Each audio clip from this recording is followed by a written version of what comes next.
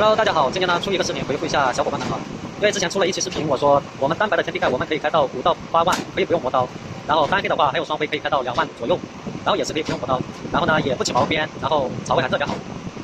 然后呢也有很多人问我说我用的是哪一个厂家的刀片，其实呢这个跟刀片的质量其实没有多大关系，我们呢只需要在刀片上做一点小手脚。大家看啊，就是下面这一片呢是原装的新刀片，然后上面的这个就是我们自己重新把那个磨刀机的角度给它调过的，然后两个刀片的角度。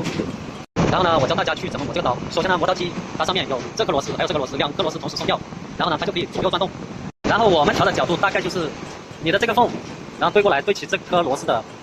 正边缘，然后大概就是这么一个角度就差不多。然后你磨完刀片以后，也就是说我们现在调过角度以后，跟新刀片就是刀尖到刀尖的距离大概是5个毫米。